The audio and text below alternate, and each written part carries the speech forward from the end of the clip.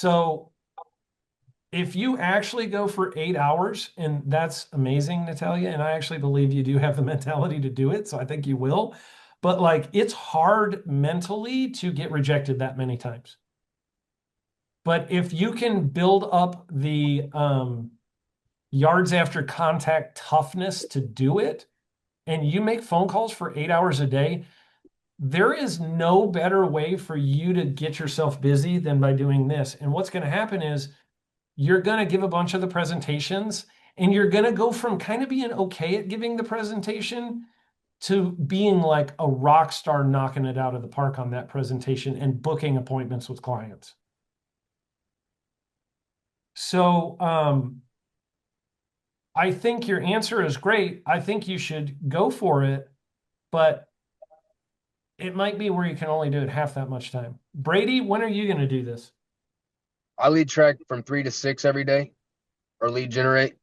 I usually do an hour of outreach. I usually first thing in the morning I hit on my lead tracker. That's my first go-to of the day is hit my lead tracker, and then 3 to 6 it's either outreach or making phone calls. Um, oh, and then Tuesday is a little different because they're bringing on like they bring on 15 new agents a month here at KW. So I try to get with them the minute they come in, introduce myself, and set the meeting right there with them. Last couple of meetings, I've got to actually sit down with some of them before the meeting and go over our presentation with 3 or 4 of them. So that's been good. But Excellent. Yeah, so I think when you're trying to, set a time, it's got to be uninterrupted time. It's got to be nothing else going on. And it's got to be with purpose of booking appointments and not small talking on the phone and chit chatting about other things on the phone. It has to be very purpose driven. Like that script will book them. Promise you it will. And the reason I know is because I've tested it for so long and I've tweaked it and dialed it in. And if you feel like it's not, I want you to call me and say, Aaron, I've been using the script and it keeps getting stuck at this point. They keep saying this and I don't know what to do with it. And then we'll fix your script and we'll dial it in more. If there's part of it where you're like, it just seems like it's not working because I'm always getting this objection, or it's like they always like hang up on me, like tell me and let's fix it. I'll help you fix it. But I can't fix it until you go try it and start doing it. So, Ashley, did you want to revise yours to a different time? Yeah. Um, it's hard because I don't know. You're a I guess little bit busier. You have a few more clients and you have a lot of walk-ins. So yeah. yours is a little bit of a I different guess animal, but I feel like as like Natalia said, just whenever as much as I can, whenever I can. I was actually just looking at the on my tracker, there's a realtor tab, but yep. it's all color coded. Do you know what these colors mean or why it's like that? Like there's I some think pink, that was one green, day red, when yellow. Jordan ran out of crayons. His box of 64 colors of Crayola ran out. And he well, asked you can't, me if he could put colors on your lead tracker, and I told him yes. So I can have him fix that. Well, I can fix it. Jordan, you Or can't maybe eat I through all the can't. crowns. I just didn't know if there's a reason that they're like that, or if I needed to. I would uncolor code them. I have no idea. I Okay. think maybe Shelly did something to make it make sense to her. Okay. Um, so I would just uncolor it and Just dial start for from dollars. scratch. Okay. Yep. Okay. I can do that. Can I uncolor it or does Jordan need to do it? Be careful to not, what's that? Can I uncolor that or does Yeah, Jordan yeah, need? you can. Okay. Be careful to not turn it into meetups at coffee shops and other wasters of time. The script is you're inviting them to come to your model home. Like, I understand they might ask you to like come. Occasionally, you might get somebody saying, well, why don't you come here?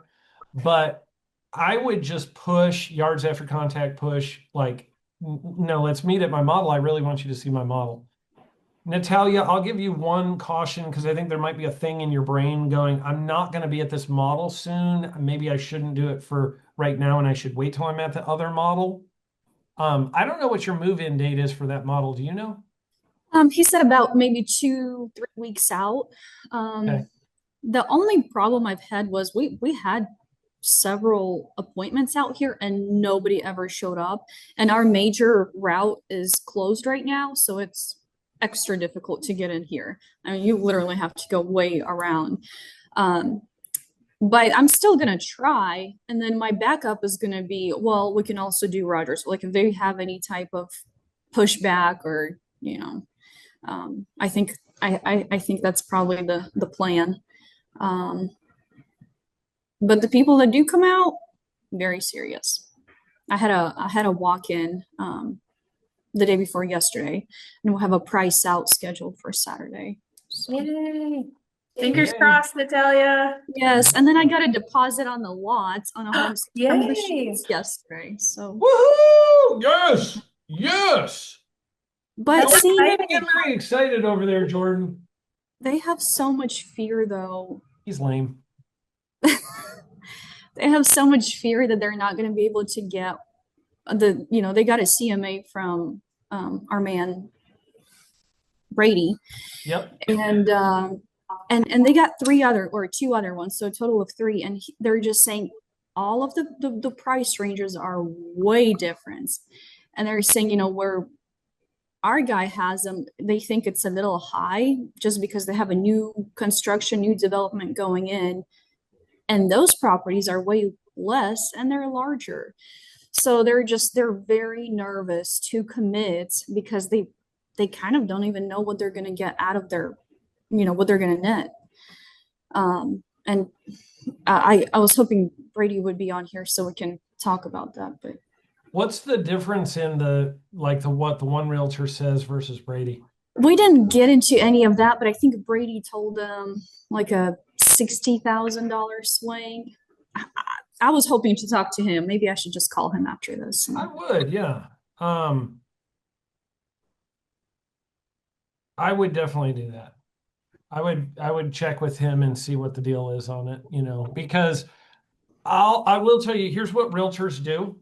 It's a tactic, and you guys both should know this move because they do it quite a bit. The realtors know that they're talking to a couple realtors, and they tell the customer a higher price for what they should list it for, knowing that 30 days or 2 weeks or 30 days from then, once it's listed, that they're going to tell them, oh, you know what? The feedback I'm getting is the price is too high and we need to drop your price. Yeah. So it's a dirty move that they do because the listing is usually 6 months. And they're like, I'm willing to sit on a bad listing for 2 weeks or a month and then force them into dropping the price so I can sell it. That is a dirty move that they do.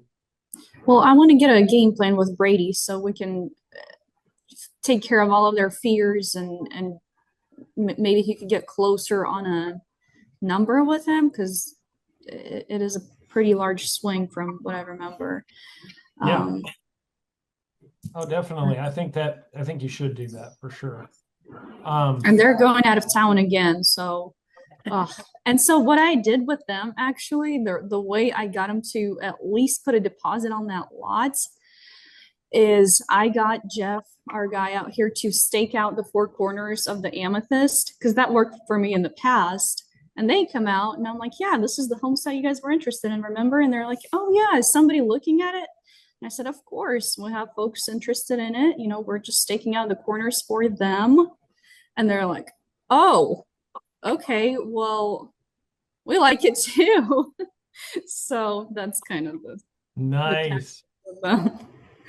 But it worked because I'm so tired. It's been 3 months and we're doing price outs gazillion times a day, every day. So I just thought, we need to do something that's gonna move the needle. So a lot of times a customer who's just like, I can tell they're scared, I'll tell them, I'm going to tell you something that my dad told me when I bought my first home. And he could see that there was a lot of apprehension for me because of some unknowns. And what he told me, I thought was a great piece of advice. He said, Aaron, sometimes you just have to do things scared. Yeah. And I'm just telling you, you probably are going to have to do this while you're still scared.